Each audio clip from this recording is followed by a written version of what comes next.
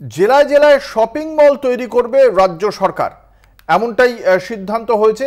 কর্মসংস্থানের দিকে বিশেষ নজর দেওয়া হচ্ছে। গতকালই যেমন আমরা দেখেছিলাম যে রাজ্য সরকারের পক্ষ থেকে ঘোষণা করা হয়েছিল যে লেদার শপিং মল গঠন করা হবে এবং লেদার ইন্ডাস্ট্রির জন্য যে যে পরিকল্পনা রয়েছে তাতে প্রায় 2.5 লক্ষ কর্মসংস্থানের কথা গতকালই ঘোষণা করা হয়েছিল। এবার জেলায় জেলায় শপিং মলের পরিকল্পনা রয়েছে বলেই জানতে পারা যাচ্ছে। বিশদে জানবো এই প্রকল্প সম্পর্কে, এই পরিকল্পনা সম্পর্কে। আমাদের সঙ্গে রয়েছেন আমাদের বিশেষ প্রতিনিধি দীপ্তিমান ভট্টাচার্য। দীপ্তিমান, কি জানতে পারা যাচ্ছে রাজ্য সরকারের এই পরিকল্পনা সম্পর্কে?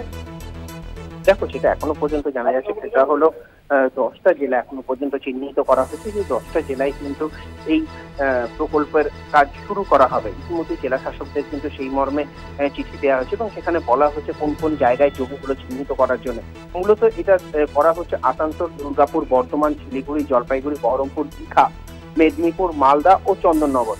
এই 10 জায়গায় কিন্তু জমি চিহ্নিত করতে বলা হয়েছে। এই 10 শহরেই কিন্তু মূলত পুরো বিষয়টা করা হবে এবং এখানে মূলত যেগুলো থাকবে হলো রাজ্যের তাঁত থেকে আরম্ভ করে, বস্ত্রশিল্প থেকে আরম্ভ করে, হস্তশিল্প থেকে আরম্ভ করে রাজ্যের যে শোকেস মাঝখানে রেখে তারপর কিন্তু এই পুরোটাকে সাজানো হবে এবং বিশ্ববঙ্গ কনভেনশন হবে এবং এই 20 সেপ্টেম্বর থেকে 6 অক্টোবর পর্যন্ত এই রাজ্যে বিশ্ববঙ্গ কনভেনশন সেন্টারে হবে শোকেস ওয়েস্ট বেঙ্গল।